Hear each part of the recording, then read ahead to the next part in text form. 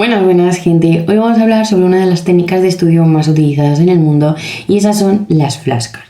Pero con las flashcards tenemos un grave problema y es que muchos estudiantes las utilizan y aún así no funcionan. No recuerdan lo que estudian, sienten que pierden horas haciendo las flashcards y al final terminan dejándolas porque piensan que es una pérdida de tiempo. Y es que aquí viene la parte interesante, como siempre, y es que la ciencia dice totalmente lo contrario. Y de hecho, muchos investigadores consideran que las flashcards bien hechas, ¿vale?, están basadas en dos principios fundamentales de la psicología cognitiva. Y estos serían el testing effect y el spacing effect. Dos fenómenos que llevan décadas demostrando que la forma más efectiva de estudiar y de aprender no es releer, sino la recuperación activa de la información. Pero para que esta técnica funcione debe haber una condición indispensable y es que las flashcards estén bien hechas. Y en este vídeo quiero que veamos un ligero índice antes de empezar y vamos a ver qué dice la ciencia sobre las flashcards, por qué funcionan realmente, por qué la mayoría de estudiantes las usan mal, cómo crear flashcards que sí funcionen y por último, cuáles son las flashcards completamente inútiles. Primero debemos entender qué está pasando en tu cerebro cuando estudias con flashcards. Y es que las flashcards funcionan por dos mecanismos cognitivos principales. El primero de ellos sería el testing effect. Y es que el testing effect es un fenómeno muy estudiado en psicología del aprendizaje y básicamente nos quiere decir que intentar recordar algo fortalece la memoria mucho más que volver a estudiarlo. Un experimento muy famoso de Rodiger y Karpike en 2006 comparó dos grupos de estudiantes muy diferentes y con técnicas distintas. El primer grupo estudiaba un texto varias veces y el segundo grupo lo que intentaban hacer era estudiarlo una sola vez y luego hacer pruebas de memoria, a ver cuánto recordaban de ese texto. Después de una semana, el resultado fue que el 80% de los estudiantes que se autoevaluaban, que intentaban hacer esas pruebas de memoria, recordaban hasta el 80% de la información, mientras que los estudiantes que solo releían, solo estudiaban una y otra vez el temario, recordaban alrededor de un 36%. ¿Qué conclusión sacamos de esto? Pues que intentar recordar algo es mucho más efectivo a la hora de memorizar y de estudiar y demás que volver a estudiarlo simplemente. Y eso es exactamente lo que hacen las flashcards, te obligan a recordar, no a reconocer, no a releer, no a mirar apuntes, sino a recordar y eso fortalece la memoria.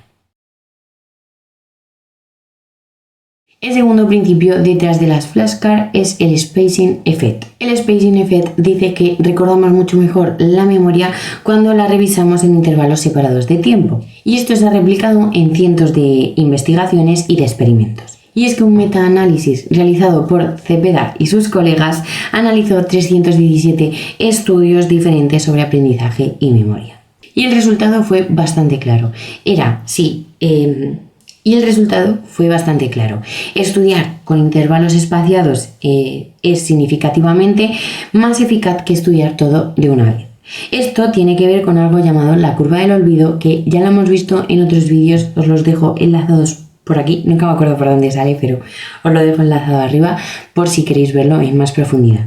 Pero te explico brevemente, y es que nuestro cerebro olvida información a lo largo del tiempo de forma natural. Pero cada vez que intentamos recordar algo justo antes de olvidarlo, la memoria se vuelve más fuerte.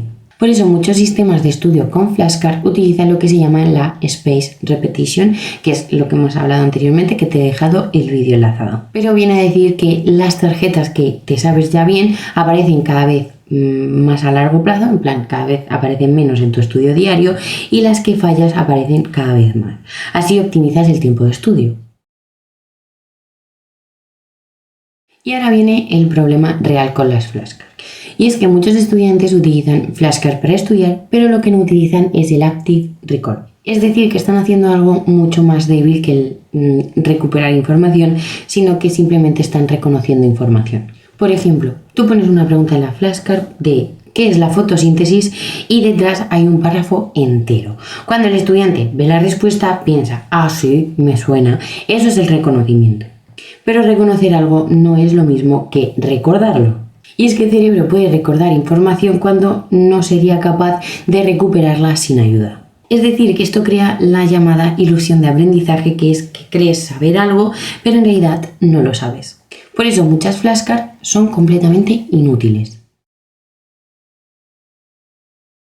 Vamos a ver algunos ejemplos de flashcards inútiles y el primero de ellos serían las flashcards con demasiada información. Es decir, si una tarjeta tiene un párrafo entero, no estás practicando la memoria, así que no sirve.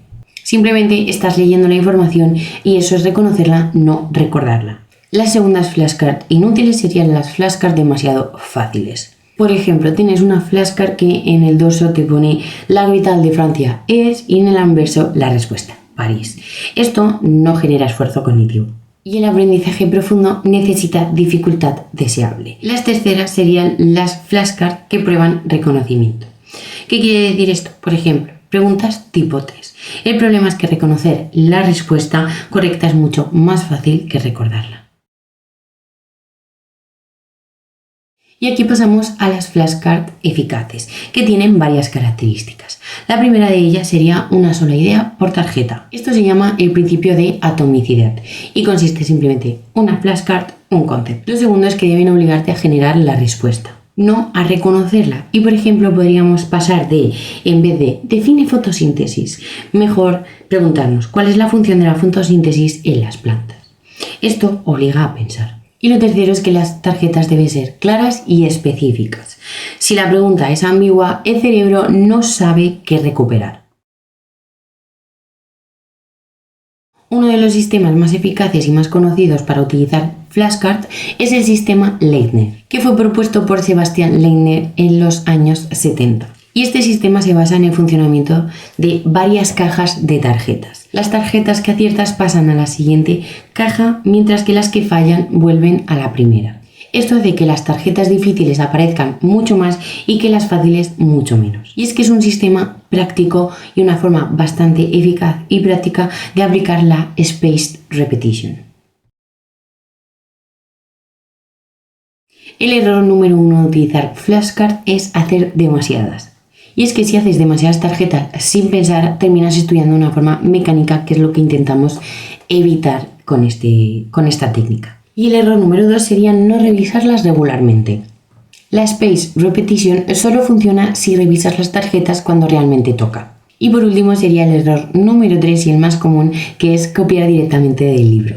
Y es que crear flashcards debe implicar procesar la información activamente.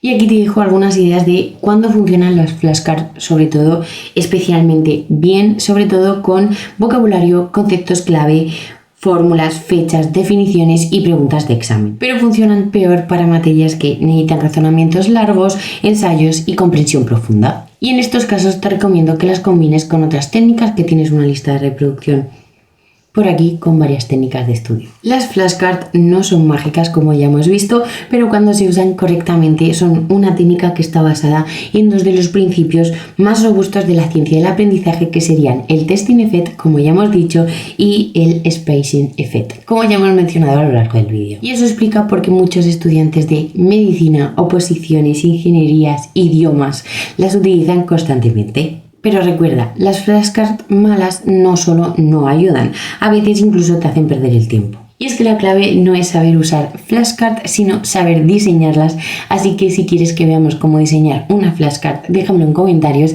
y preparamos el vídeo. Nosotros, como siempre, nos miramos, porque esto ha sido todo por mi parte.